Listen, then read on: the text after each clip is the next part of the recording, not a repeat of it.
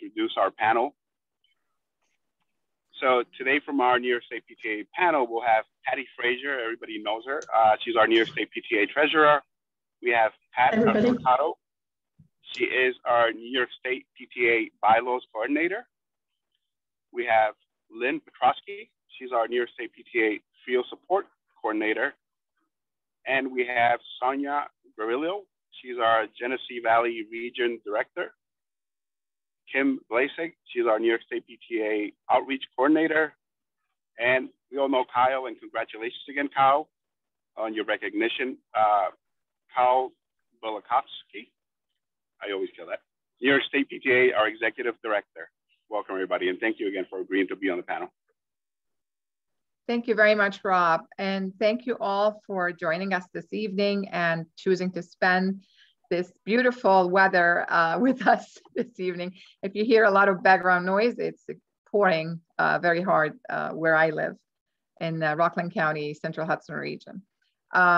We really thank our panel members who decided to join us this evening and also spend their time in order to help you with starting the school year in the midst of what we call now the new normal. I'm also delighted to be joined this evening with our president, Dana Flayton, who is going to wave. And Dana, feel free to jump in and talk anytime you want. Of course, presidents can do that. And we're going to start with some of the questions that we received. Just a little disclaimer, we're going to maybe hold some of your bylaws as well as financial questions to a little later in the web chat so that our field team can jump off to a different meeting that they're also going to be heading to after this one. So we'll alternate, but we'll start with more of the field related questions. So we have a few questions that have been received regarding membership. And to start with, and a lot of them have to do with Member Hub. We also have Dania Welch from our New York State PTA staff with us, who is a huge expert in Member Hub. She's going to support us as well. Dania's right there waving. And Sonia Varillo, as Rob introduced, our Genesee Valley Region Director, is a Member Hub wizard as well. So we're delighted to have both of them with us for these types of questions. So I'll start with, and so, you know, either one of you jump in and support each other, obviously. How can I check to make sure my online store is ready to accept online membership is a question we received. All right, I guess I can take this one. This is Dana Welch, and for the online store, if you can check it to see if you just actually go to view your store.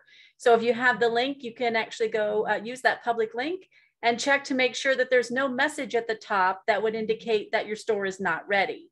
If you're on the site, you can actually click on online store in the navigation on the left and view your store that way as well, and check to see if your Stripe account is set up. Thank you, Dana. Obviously, if you New York leaders from across the state have follow-up questions, feel free to put them in the chat on this Zoom chat.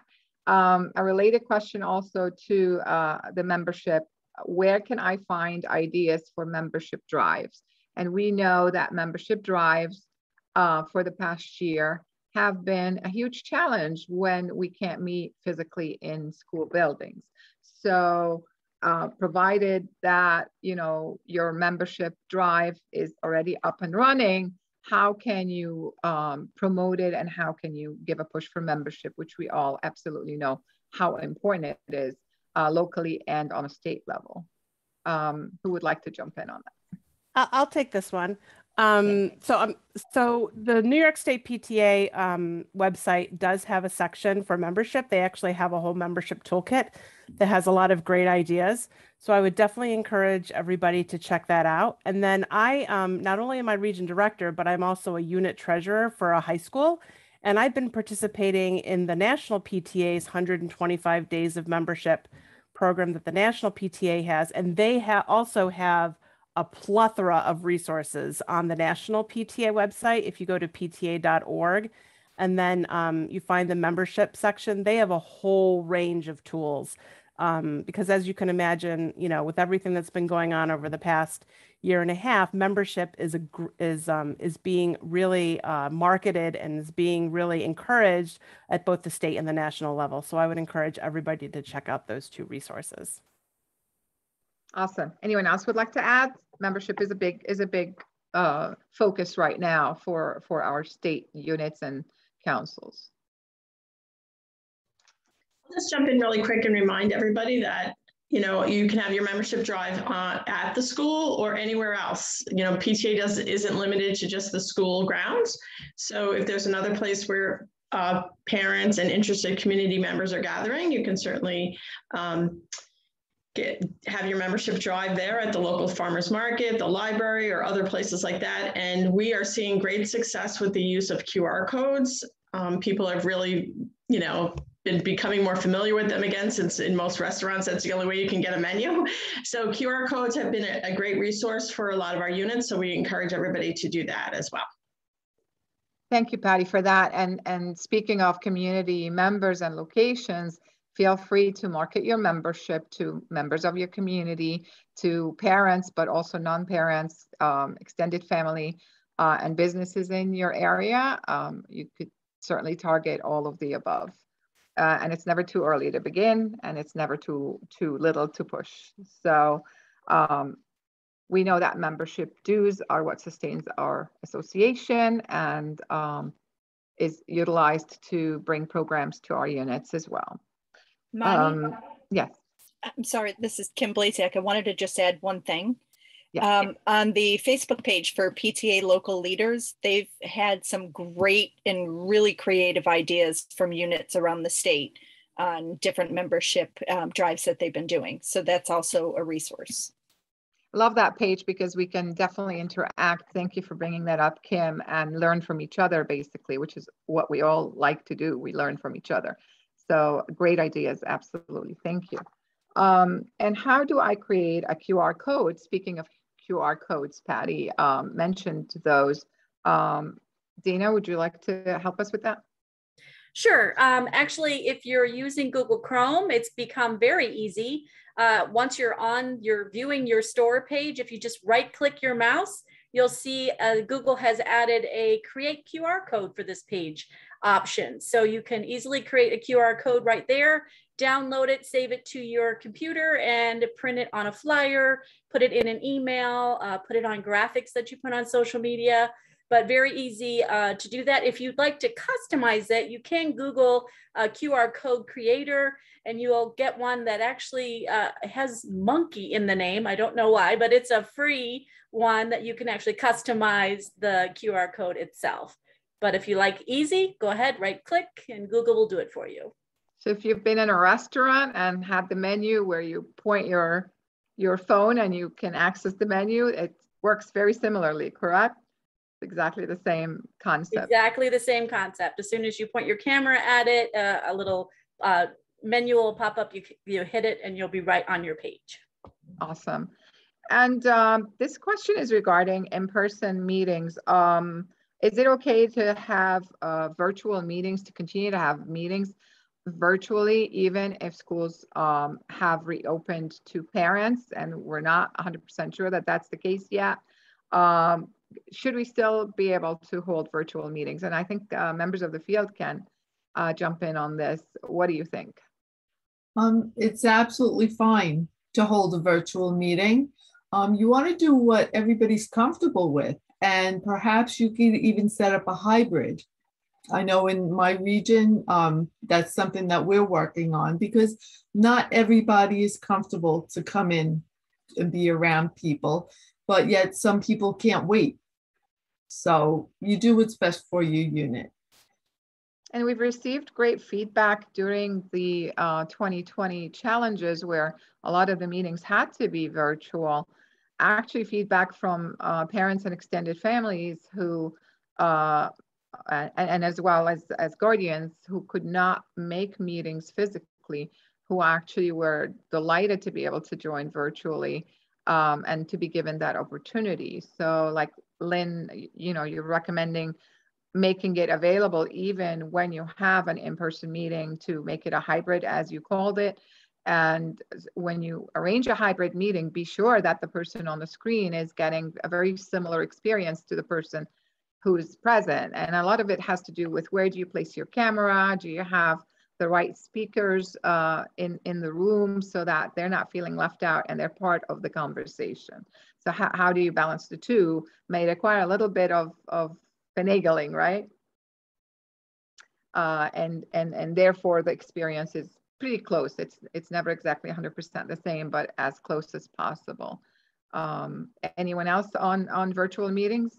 Yeah, I'll just share. I did a hybrid meeting for my region board orientation. I actually posted a tip in the New York PTA leaders Facebook page. I don't know how many of you have a Facebook portal TV device. They're about $100, but what I liked about it was it has a very wide camera angle and it has multiple microphones that are designed to capture sound from a room. So what I did for my hybrid setup was it has a Zoom app that you can download to the Facebook portal device. And then you just need a Wi-Fi signal and an HDMI cord to project it onto a projector, smartboard, or whatever. So I had the Facebook portal device facing the room. And then I had my personal laptop in front of me that had a camera just on me because I was doing most of the training, and we were able to capture the room, see everybody on the projector. And it worked out really well. So that's a suggestion. Awesome.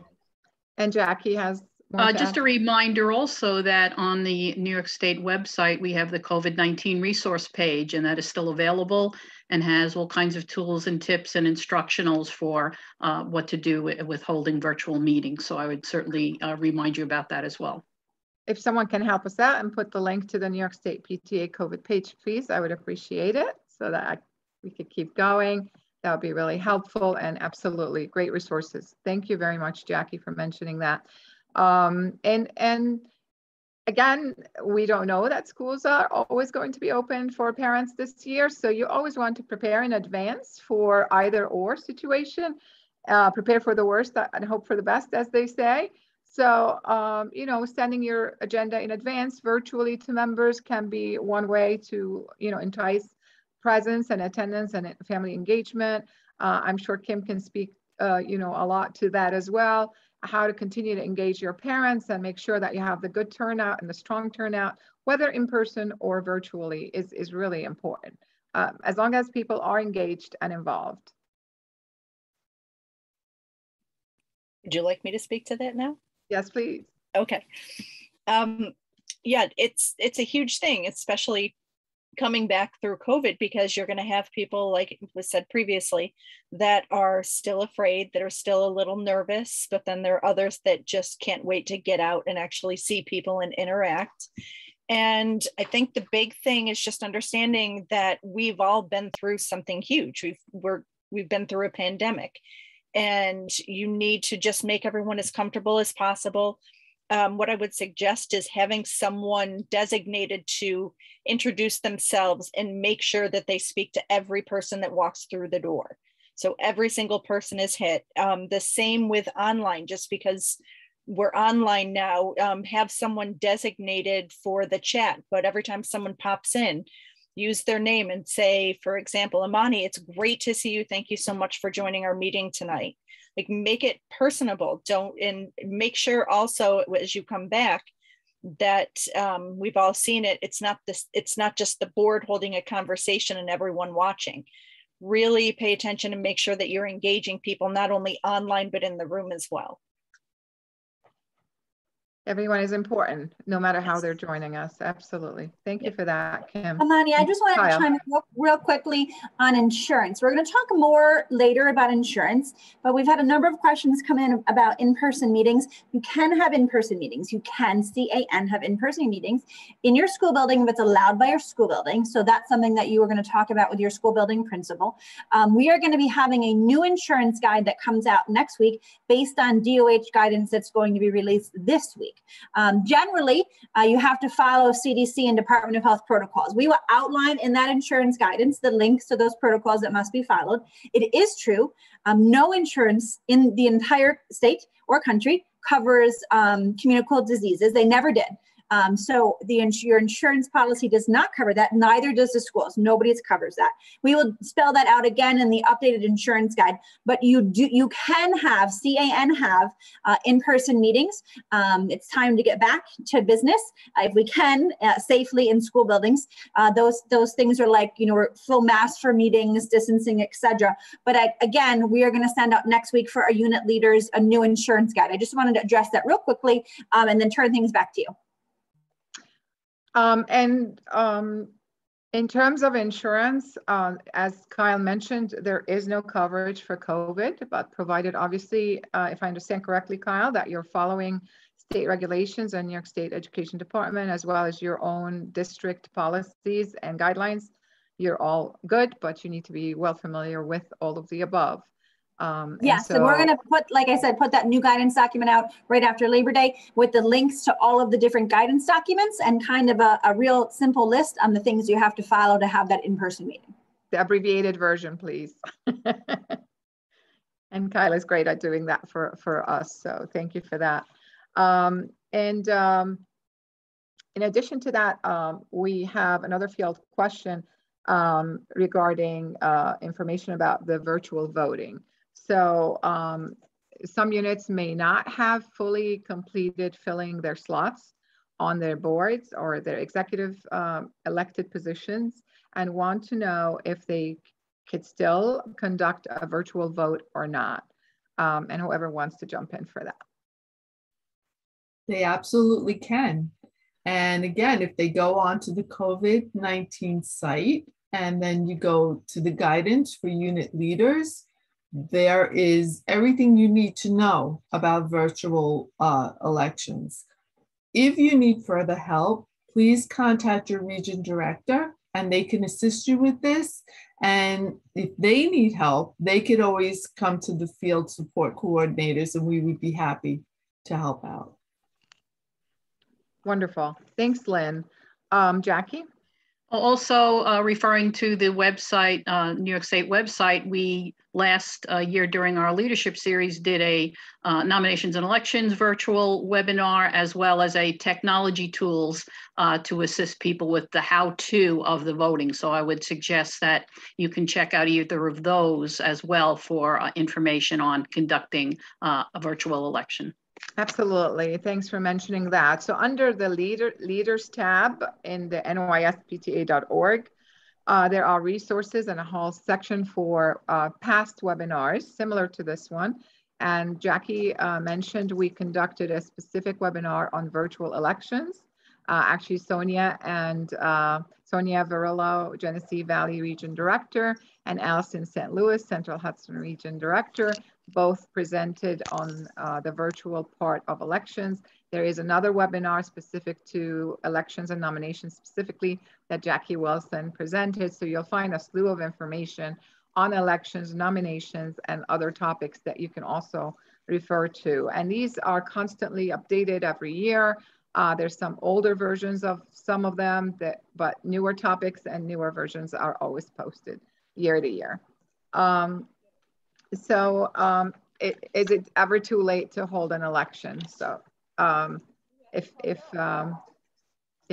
Lynn can please respond to that. Is it ever late for you to hold an election if you haven't filled your positions? No, you have to have an election. Even if you didn't hold any meetings in the past year, we've received many questions. Can the leaders in place have a do-over? And no. Galindo.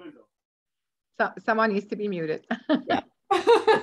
But you have to have the elections. And again, if you're having trouble with this, please reach out to us. We'd be happy to help you and hold your hand going through it. But yes, have your elections. So your region director would be your guidance in terms of elections that have been delayed for one reason or another, and also be aware that the most urgent to fill positions would be your those three positions: the president, secretary, and treasurer. So don't start filling positions that are not as urgent, not because any position is more important than the other, but there are 3 positions that are required, if I recall correctly, and if my information is accurate, give me thumbs up, please. And those are those 3. So be sure that those 3 positions are filled. Otherwise, you really cannot conduct the business of PTA. So again, if you're struggling to fill any of those 3 positions or need any guidance, otherwise on nominations, elections, reach out to your region director. And also remember that it's your paid members that vote. It's not the principal that says this person, and this person will be the leaders. They have the voice, your membership. Totally agreed. On insurance, again, Kyle, there is a question, and I know you alluded to it, but we, perhaps a specific response to the insurance question about if somebody contracts COVID at supposedly a PTA event or meeting, are the PTA volunteers or the board members liable?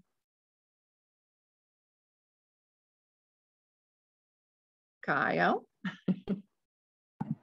Amani, I'm so sorry, you broke up a little bit. Could you repeat that? So there's a specific question whether PTA board members or the PTA is liable if someone contracts COVID, presumably, although that's really difficult to even connect at a PTA event or meeting. For that is no, unless you do something like go around hugging everybody without your mask and you happen to have COVID. So, I think, again, we're going to highlight that in the insurance, but generally it's very, very hard to prove any type of, wanton disregard or really reckless behavior if you're following CDC guidance. So generally our PTA officers and units are safe from having in-person meetings, from having events. While our insurance company does not cover those things, we would obviously work with you if that happened. Again, and in that guidance, we actually have a number of things listed in there from AIM on this topic that realistically the answer is no. You are safe. It's not going to happen. But again, you need to follow the CDC guidance and DOH guidance. Patty, do you want to chime in on that? Kyle, I think you covered that in full, but it is important, as you pointed out, that communicable diseases have never been covered. So we have operated as a PTA for 125 years, and AIM has been our insurance provider for the last 5 or so. I mean, we have gone through flu and other, maybe not as drastic as COVID, but again, we have been able to make sure that we stay as safe as possible. So, and we continue to believe that with COVID, that if we follow the guidelines, then we are all protected. Yeah, and again, from liability. Masking indoors, that not optional policies, but masking indoors now, sitting, at least 3 foot, if not 6 foot apart from each other in seats, kind of hand washing, we're not hugging, we get elbow bump, those types of things that we have unfortunately been dealing with for the past 1.5 years, if you can believe it. So we're going to follow those things. And again, we'll outline those for you next week in a bullet document. Great question.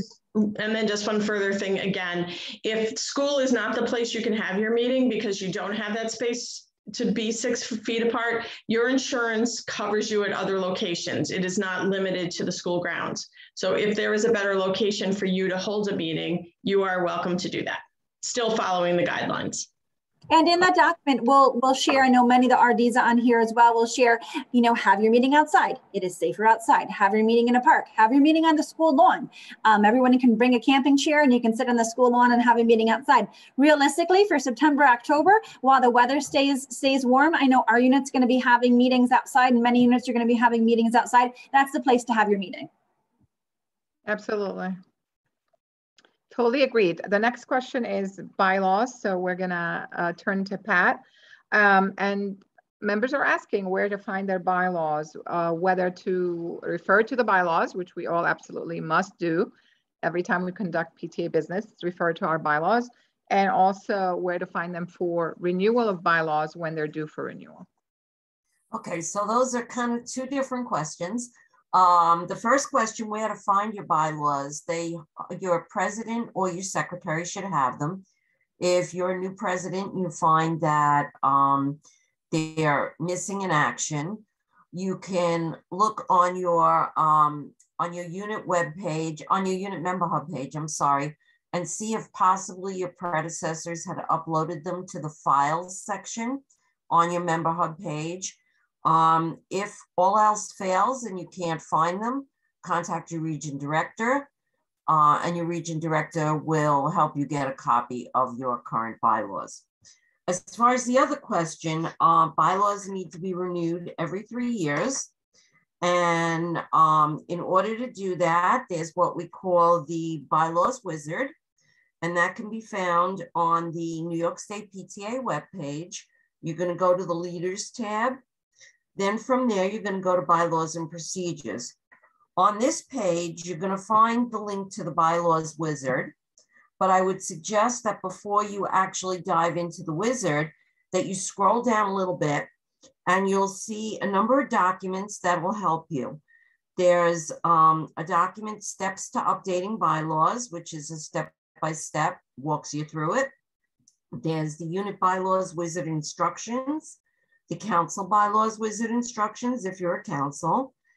If it's not your 3-year update where you have to actually renew your bylaws, if it's between the 3 years and your bylaws haven't expired yet, but you want to change one thing or two things in your bylaws, you're going to be making an amendment.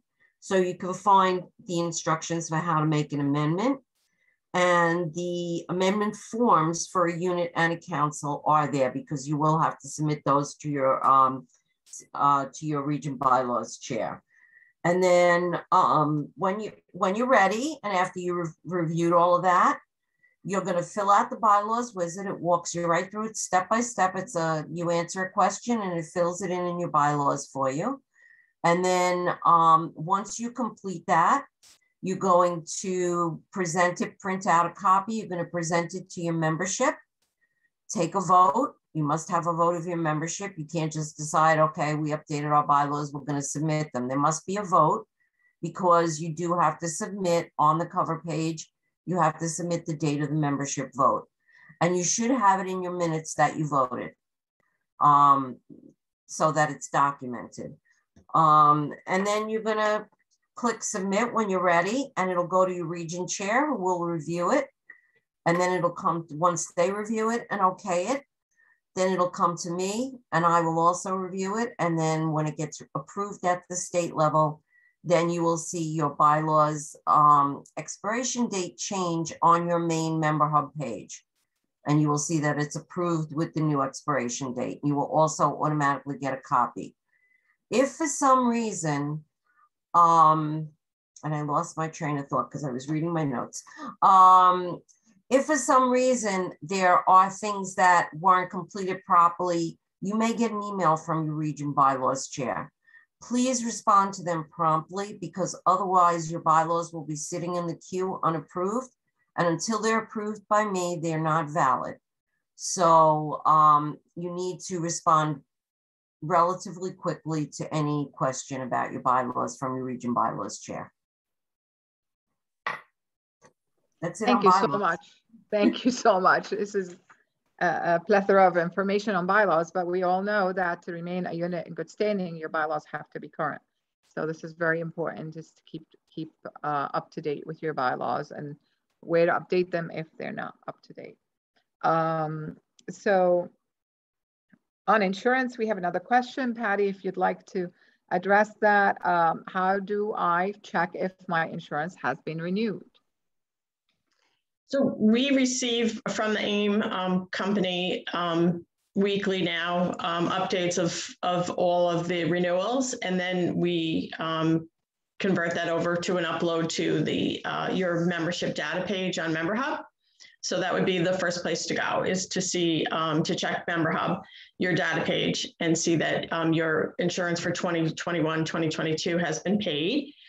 You should have received by now, or will be receiving shortly, your certificate that proves your insurance. So those went out, they go out shortly after starting July 1st. And then as payments come in, they're mailed out. So those are two ways to tell. You should have those two things. If you don't, you can contact us at New York State PTA, or you can actually call the AIM company directly if you feel you filled out the paperwork and have submitted your payment, but you haven't heard anything.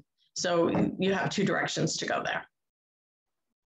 And a follow-up question on insurance, Patty. How can they contact AMK? Do you mind letting us know, you know, including that to follow up, but also a lot of times districts are asking for an additional insured on the insurance page. Sure. They're available two ways. Dana has already posted the 800 number in the chat box, so you can contact them anytime at the 800 number. And then also they have an email, and that's just been posted as well. And they are very responsive. They are a 24-hour, 7 days a week kind of operation.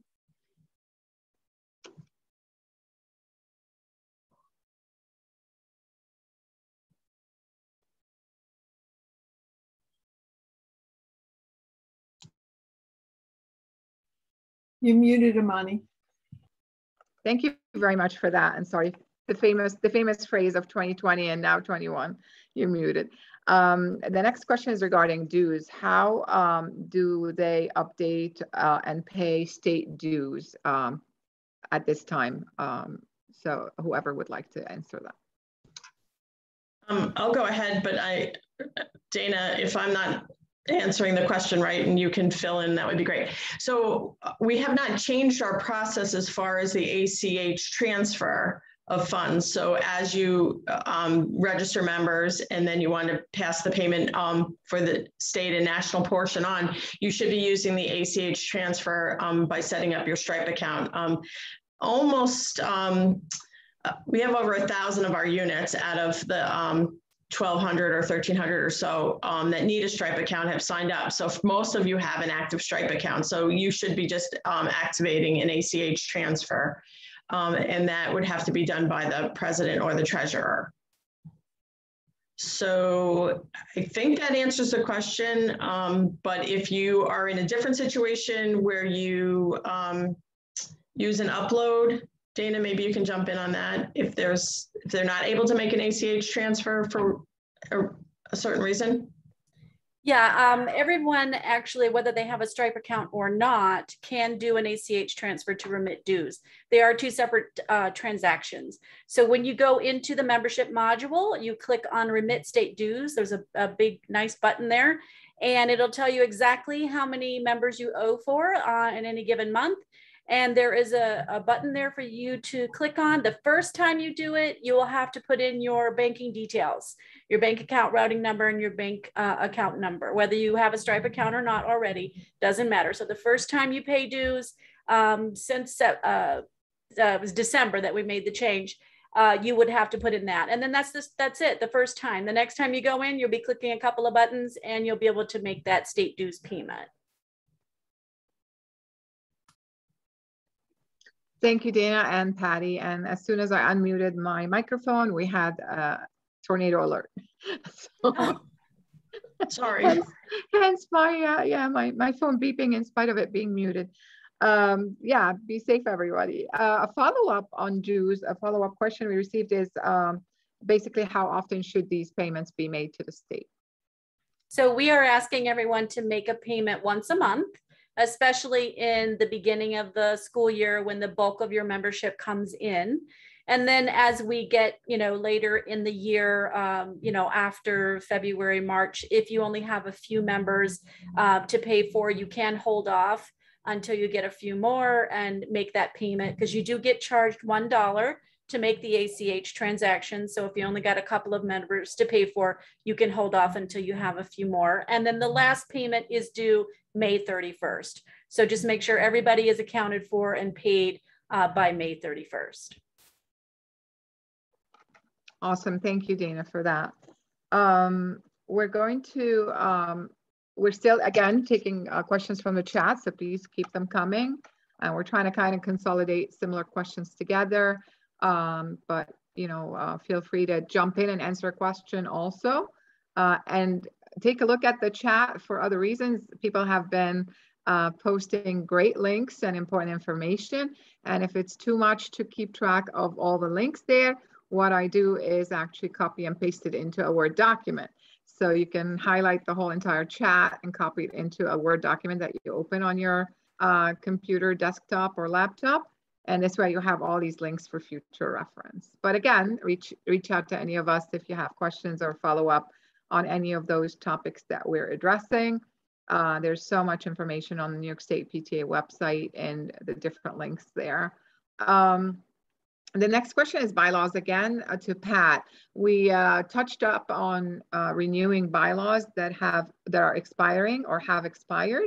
Can you explain what is the problem with letting bylaws expire? What happens if they are expired already, and how to proceed from there?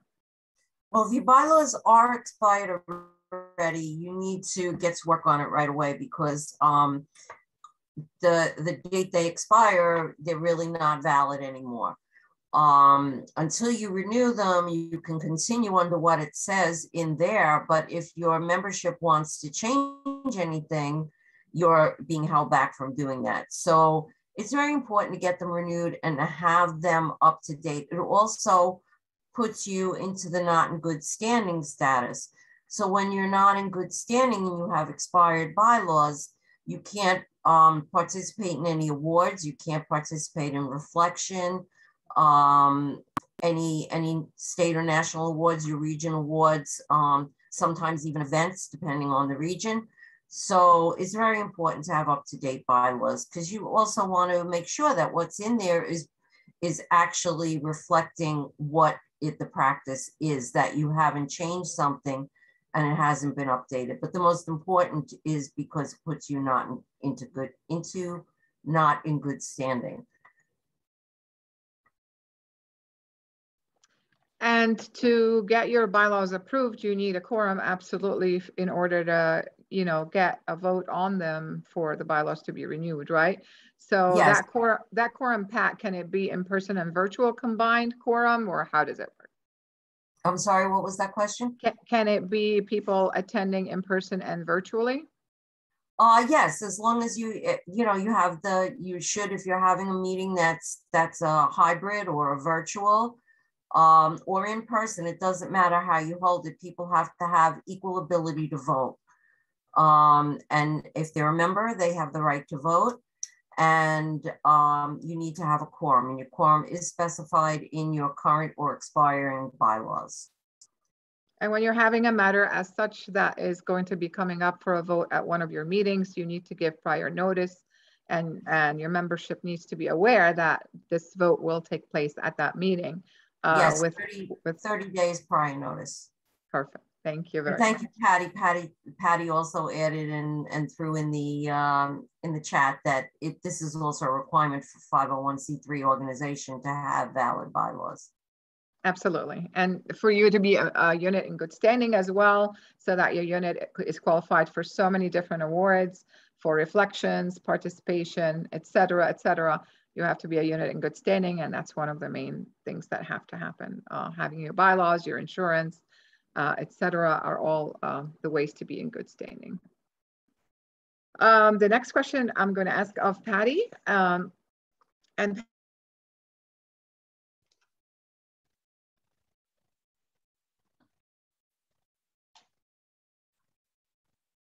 if the question is, what did I have for dinner? It was pizza. I think we may have lost Amani. Okay, and I had pizza because my husband's at a business dinner, so I didn't have to cook. I think Amani froze, so I'm just going to pull up our questions real quick and do a little bit of transition till Amani gets back online. And Pat, thanks for those bylaws. And as a reminder, everything is available online on the website. And I know we want to talk a little bit about 990 and IRS. So let's transition to that. Okay. I know, Patty, talk a little bit about the requirements for units to file their 990. What does that mean and what does that look like? Sure. So we're required, again, as part of our 501c3 organization standing, to let the IRS know what our activities are. And so we do that by filing the 990 form and letting them know basically our gross income. So for most of our units, gross income 50,000 or less, and again, that's gross before any expenses are taken out.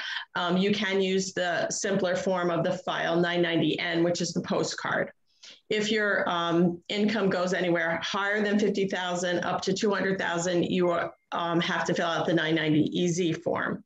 And it is called easy, and it is easy, but it's one of those, it just is a step-by-step. And so if you follow the steps, you should be fine completing that form. We are required to fill that and file that form 6 months and 2 weeks past the close of our fiscal year. So our fiscal year ends on June 30th, so we need to file by November 15th. One of the things that New York State PTA offers all of our units is the support of the file990.org organization. You have been receiving on a weekly basis, those of you that have entered your officers for this year, a reminder to file. If you are receiving the reminder to file, that means you haven't filed yet. Once you file, you'll stop getting the notices. So that's a reason to file. So they give you an instant link to the form that you need to fill out. So it makes it a little bit easier for you to complete. And again, we need to have that done by November 15th. The portal opened up on July 1st, so you have until, again, November 15th to file. But again, if you're filling out the postcard, it really is a 10 or 15-minute process at the most. And so we, encourage you to get that done as soon as possible. For any unit, you are able to, with the approval of your members, to hire a professional to handle your taxes if you so choose. Please feel free to put in the chat if you have any other 990 questions. Yeah, so one question that popped up, and kind of related to 990 questions, so I want to get back to 990, but talk real briefly on gift cards. We've gotten a few questions on gift cards. I know National PTA and New York State PTA recently kind of changed some of their guidance on that. Let's talk about that. Sure. So we've been doing a lot of research on gift cards, as has the National PTA. And so, and we have contacted and worked with the IRS to get information. So some of the confusion that has come up is the idea that you're giving a gift card to somebody counts as income for that person. And for us, as a PTA, giving a gift card, say, to a staff member as part of staff appreciation, which is probably one of our most popular times, where, every staff member might receive a little, $5 gift card to the local coffee shop as an appreciation gift.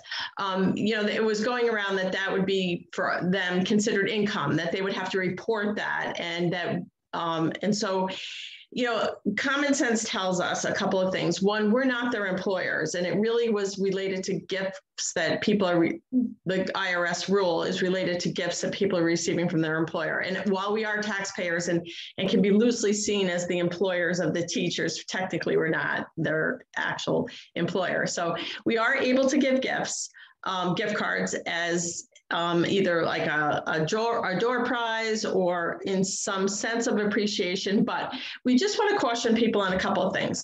One, if you are doing a lot of gift card giving, please have a procedure and a way to keep track of those gift cards. So that we know that they're all going to the place that they're supposed to be. Or if you go out and buy 10 gift cards and you're going to give one out at every meeting, that somebody knows where those gift cards are and how to keep track of them. And preferably the treasurer would be the safekeeper of those.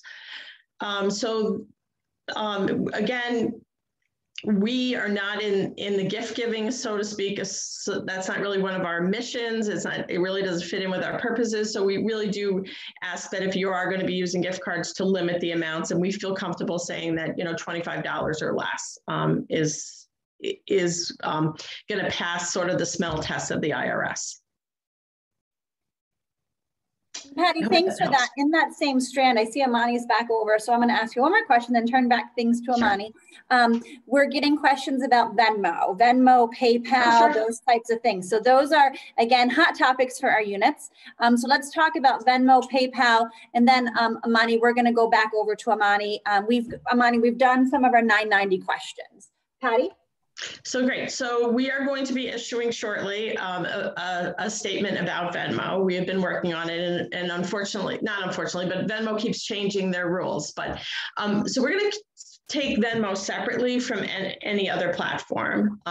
Venmo is what is known as a peer-to-peer platform.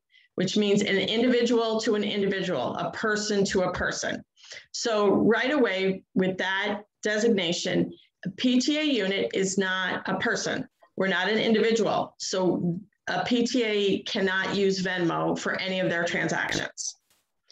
Those of you that have a Venmo account know that your Venmo account is attached to your personal cell phone number, and it's only your cell phone number. You aren't able to register 2 cell phone numbers.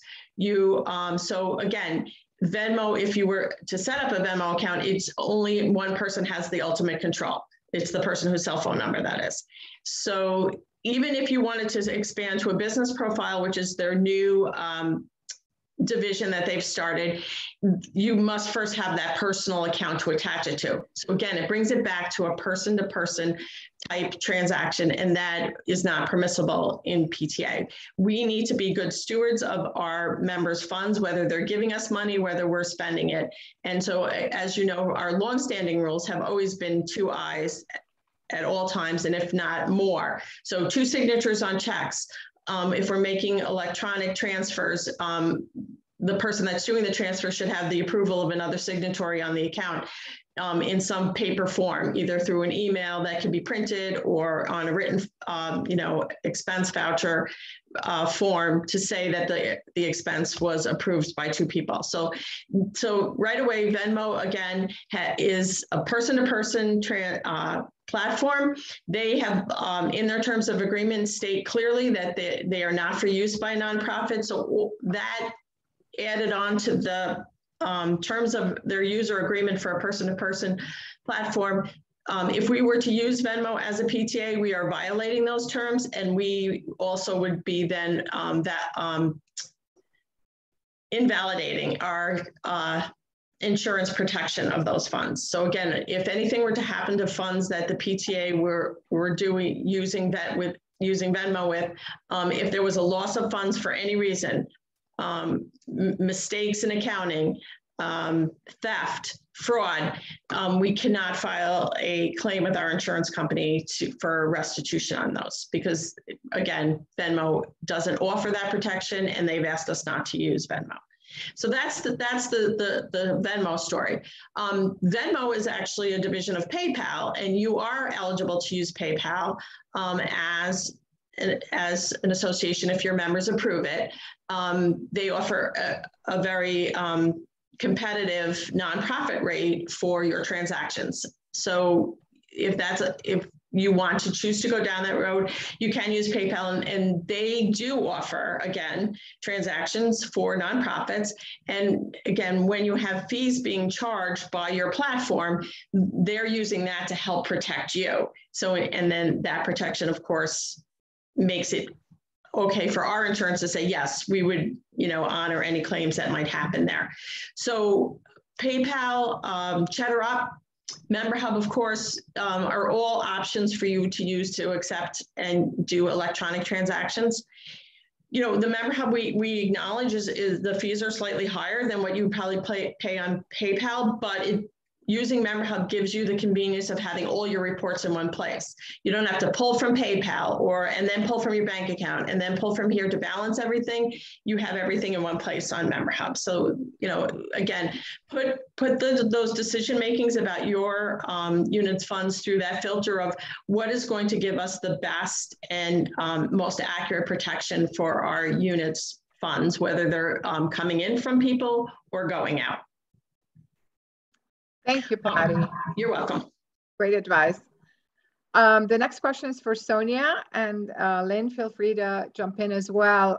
Some officers have not been updated in MemberHub, and some of our new officers want to know how to do that. Okay, great. So in MemberHub, what you're going to do is once you're logged into your MemberHub site, if you are an admin, like you were an officer from last year, or if you're not, if you could have the officer from last year update MemberHub. But even if none of that works, contact your region director. We can get them updated. But once you're in the MemberHub system, you would go to the compliance section, and then you would update your officers from there. Again, if you do not have admin access to access that part of MemberHub, feel free to call your region director and we would be more than happy to assist you with that. So.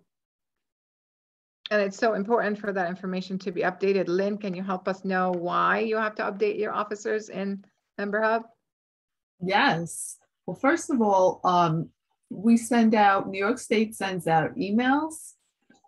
Without you filling out your information, you're not going to be receiving anything from New York State. Also, if we need to remind you about something, if, for instance, your insurance or your bylaws are due, we use that information to get a hold of you. Please make sure that you put your information and not the school's information.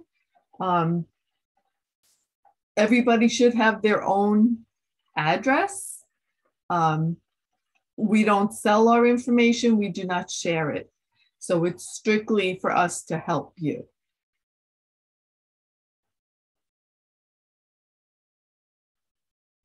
You're muted, Amani. If there's been an application for an award and we need to contact the president of the unit, if there's a treasury issue, if there's a bylaws issue, as Lynn said, this is how we're going to contact you. So it is so important for the Member Hub files to be up to date and the officers to be updated, as well as their contact information. So there's a question related to that came through the chat. How many members do you suggest should have administrative access to Member Hub in order to make entries and edits? Is there any recommendation as to how many is too many, how many is too little? So I just actually answered it in the chat, Amani, as you were reading it. So right ahead. I think, so when you add your officers, there is a separate toggle that you can indicate whether or not they need to have admin access to the site. Your president, your treasurer, and your membership chair are going to need to have admin access in order to be able to do their duties. Also, anybody else that needs to have admin access, including anybody that may be creating like a newsletter on behalf of their unit, in order to see that newsletter section, they need to have admin access. So those would be sort of the most important people. Ideally, your officers, your executive team should have admin access.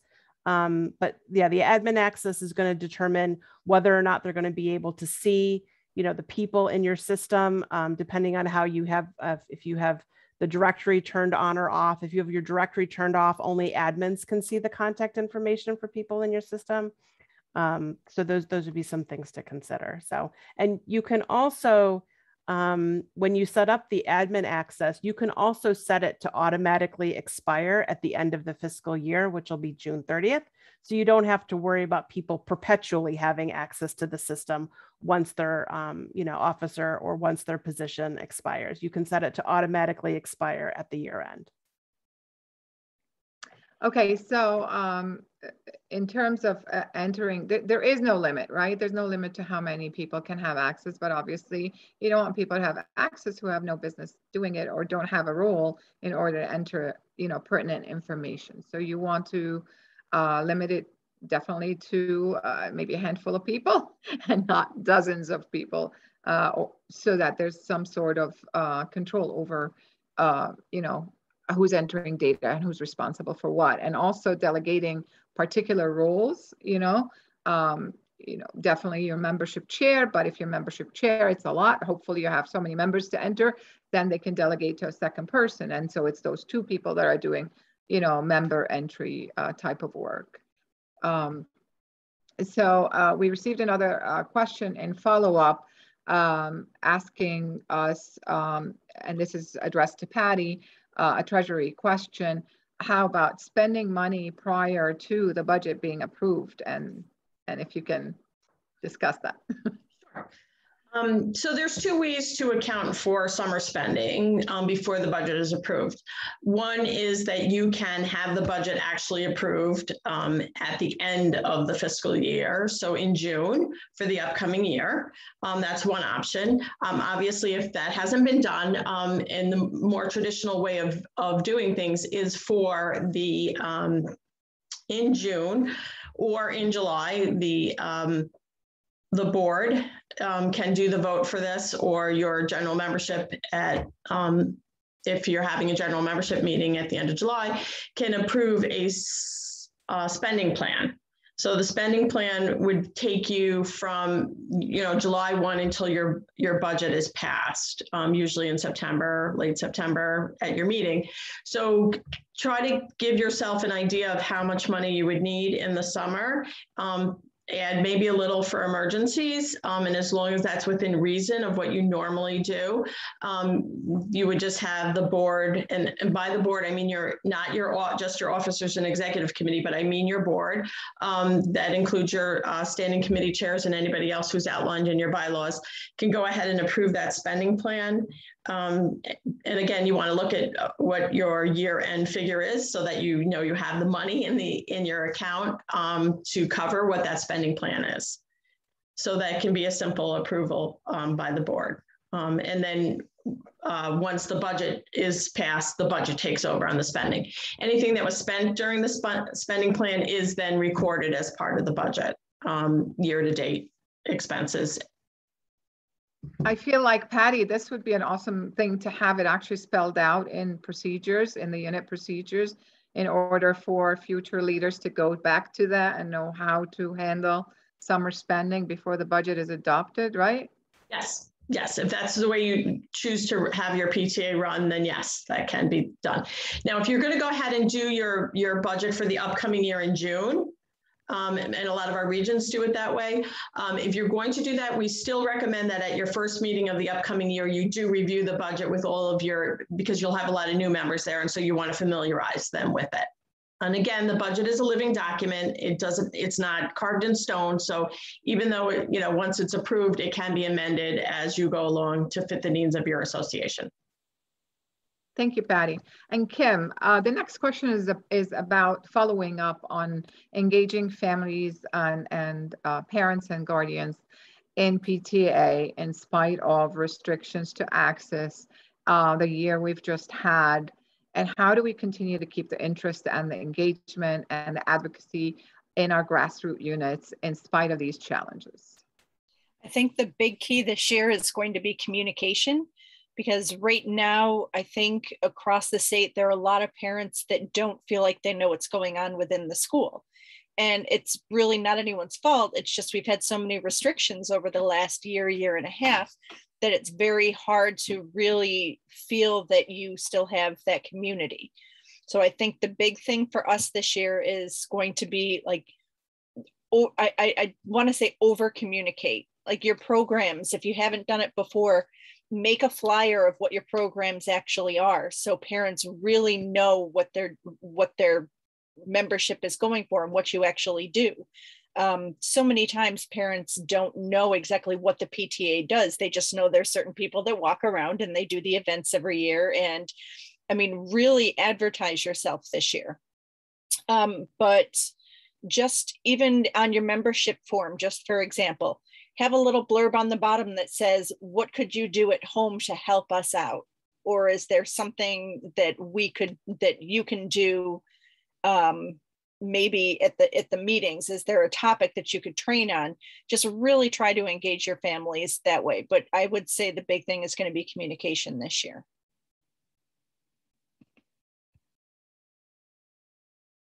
You're muted again, Imani. Yep, over communicate sounds like the way to go.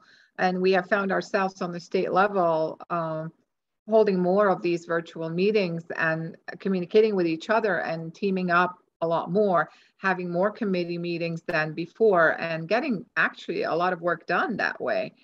So we have found our way to the virtual world, and I don't think there's going back. We do appreciate the face-to-face, and we totally love seeing each other and having that physical and face-to-face contact at the very least. But we definitely continue to take advantage of those new areas that have opened to us in the past year. And I feel that our PTAs will really flourish and succeed, once everybody is coming along and getting comfortable with this new world that we discovered, I would say. And one thing that I forgot to mention, two games that are phenomenal for online play. You could do Kahoot and Jackbox. So there are ways, if you can't have events at school with families, you can actually do these events. You can use Jackbox and Kahoot, and you could have game nights still within your community. So you're at least still together and doing something. And New York State conducted a couple of family nights that were extremely well attended, where the kids were actually, and the parents and guardians were up and active and being coached in soccer and other athletic things right from home. And we had very good feedback from families about that. So, if some of your events have not been possible because of the restrictions, there's always a way to be outdoors or to be in a different location or to conduct some of it virtually as well. Again, keep focus on the chat box. We are getting a lot of responses from our panel. There's a question, they need some of these game sites. If Kim, you could put a couple of those. Thank you for that. I'm on it. Yes. Thank you. So also some of you are providing shared information. We want you to get on that New York State PTA Leaders Facebook page and continue to share after this web chat. Don't stop with tonight's web chat ending, but continue to share your successes, share your tips for each other, because we could always learn from one another. And that conversation should continue throughout the year. There is a question specifically, Patty, on insurance. Is there a possibility to have an insurance protection against infectious diseases? No insurance company it will offer that. And just because it's too hard to, first of all, it's kind of too hard to prove, like, again, as AIM is explaining to us as well. I mean, if you contract COVID, you really aren't going to be able to exactly prove that it happened at a certain event.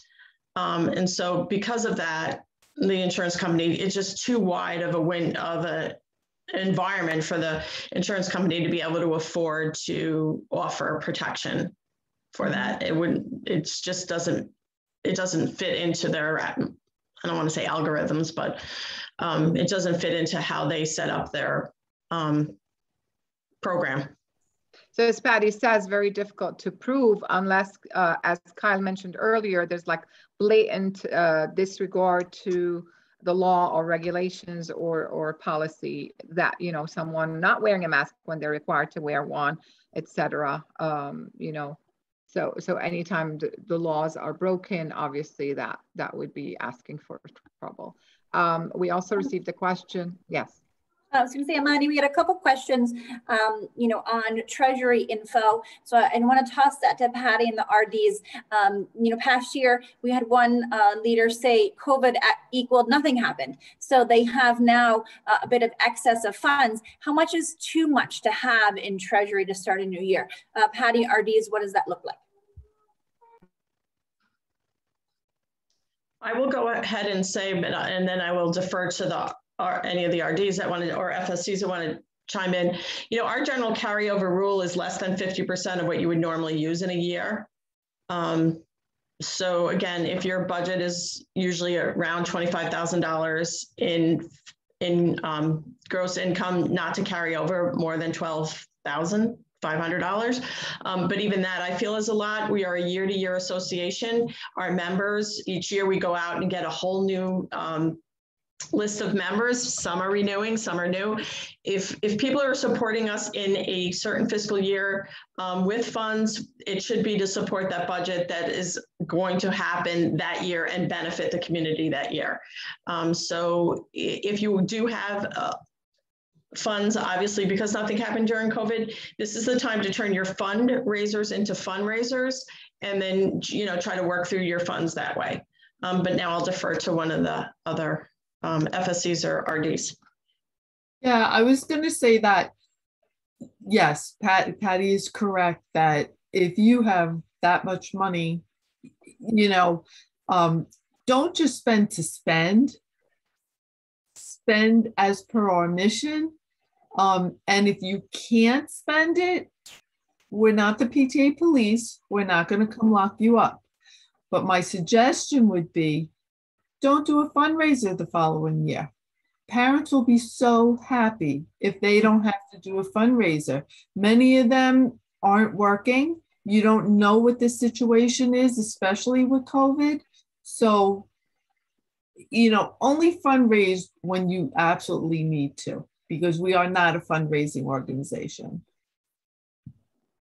Absolutely. Fundraising with a purpose, right? Fundraising with a plan of where the funds are needed and what you plan to expend them on is what we promote and advise, rather than a huge carryover. And a carryover is supposed to conduct business for the beginning of the year, that possibly the first quarter or the first half of the year at max. So if you do have a surplus of funds, find great ways to spend it that support the students, and maybe slow down on fundraising, as Lynn is saying. Absolutely. So we love your questions and we love talking to all of you. We're going to take maybe one or two more in the chat. In the meantime, I would like to address the next question to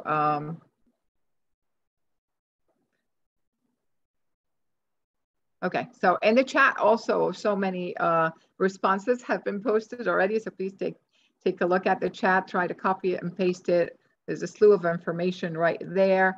The next question is about how do you advise we utilize our social media at a time when this virtual work of PTA has become really important? What suggestions do you have for units to do? You know, we have a vast range of skills in the social media world. Do we start with a Facebook page? Do we start a Twitter account, an Instagram? What are the best ways to have that social media presence and virtual presence? Anyone who would like to jump in, you know, Sonia, if you'd like to start, and then anybody who raise your hand.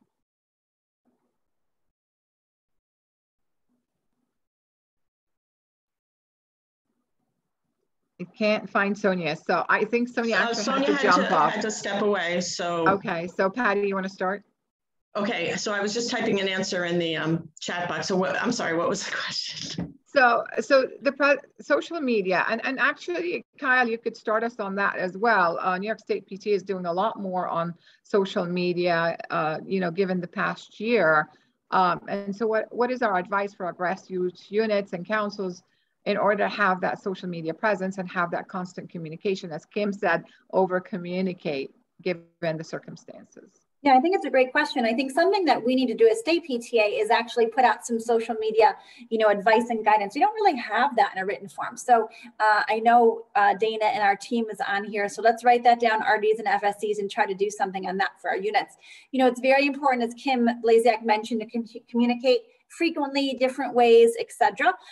Many units have Facebook pages. I think as unit leaders, you have to decide whether you want to have an open Facebook page or a closed group Facebook page. There's differences and pros and cons in that, and we can get something out on that. I think that's something, Kim Blasiak, I'm looking at you, that we probably need to get for units. You can also communicate, for instance, on Instagram with your families. Facebook, I'll say for women of a certain age, and I include myself in that, that seems to be, I think, a very popular use of communication that we should look at as unit and as unit leaders. So again, have that conversation. Very, very important that you remember everything that you post, both on your personal Facebook page and on your, you know, PTA Facebook page is public. Assume it's public. So you want to be very careful and be mindful of the PTA mission, values, and belief systems, in that what we're posting on our Facebook pages, on our Instagrams, on our websites are supportive of our mission and values. And you want to make sure that people that are commenting are also supportive of those, or you're going to have to hide those comments, unfortunately, or delete some of those comments and have some type of policy. We have suggested language on our Facebook that really no place for hate, no place for bias. We're going to be respectful of each other. Those things are very, very important when you talk about social media.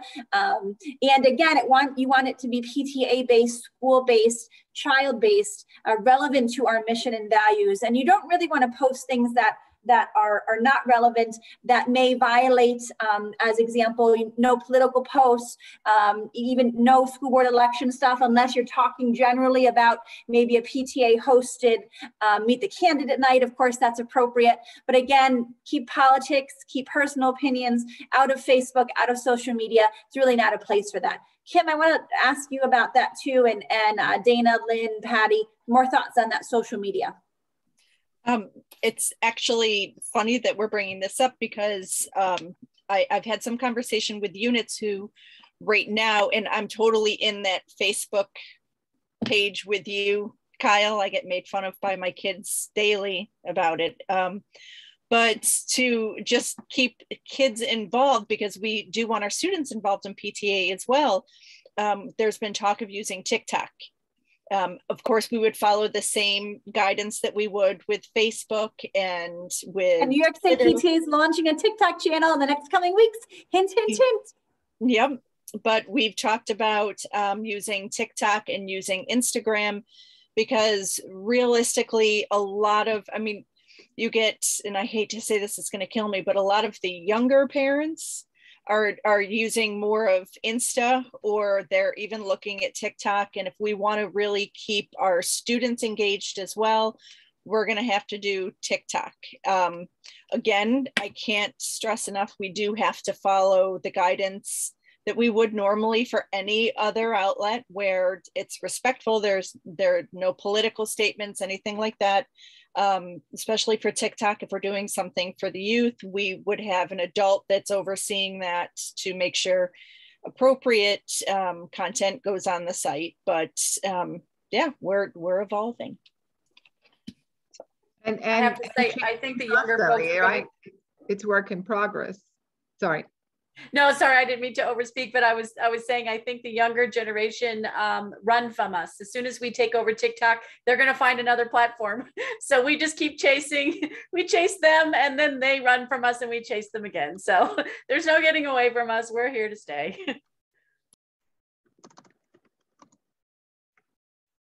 Anyone else on social media presence? Amani, I just wanted to make one more comment about that. With social media, make sure that your goal is engagement. You want, in order to, reach more people, you need more engagement.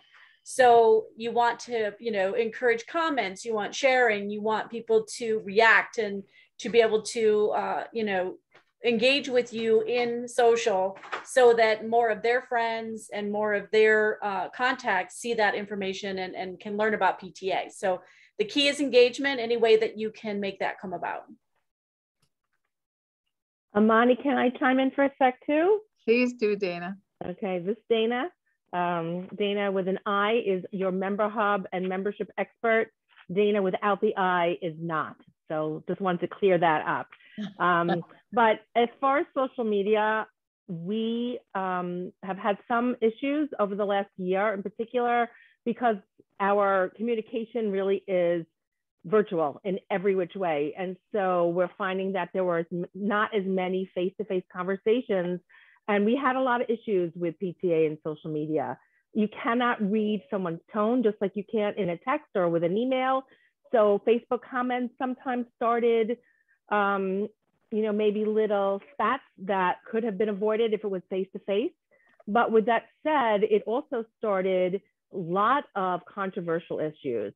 And just to piggyback on what Kyle said, even if it is your personal Facebook page, remember you are always the face of your PTA unit. On my Facebook, anyone who is friends with me on Facebook, you will see my pictures at the beach every day. You will see my toes in the sand. You will see silly pictures of me with my kids, or, really nothing that shows the way that I think politically, the stance that I take on, current events. It is all for fun. I love Facebook because I am of that age. However, you will not see anything controversial on my page. And a lot of times there's something I may want to share, but I don't, because I'm the face of New York State PTA, and I have to take that responsibility really seriously. So I would just implore all of you to take that seriously as well. So that's my 2 cents. And I'm listening, but I'm turning my camera off because I'm also getting work done for school. Tonight is my first school night of the school year, and I'm trying to get some work done while I listen. So I'm going to turn my camera off, but thanks for having me, Imani. Thank you so much.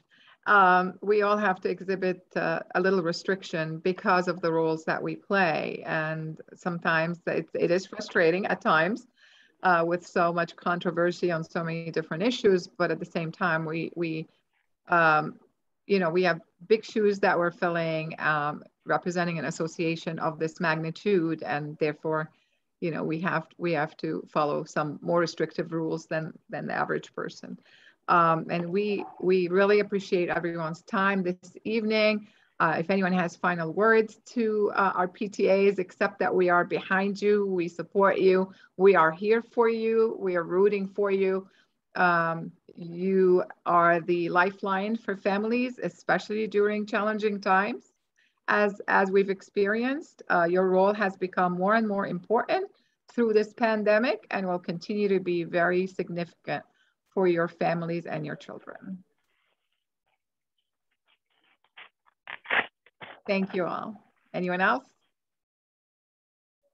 Please join us every first Wednesday of the month for continuing conversations with our leadership team in New York State PTA, and continue to use the chat email that has been shared to send us your questions in advance. And we share your successes on our leaders Facebook page. We want to hear your successes or your frustrations likewise, and we'll be here to support you and help you and share together. Thank you. Good night, everyone.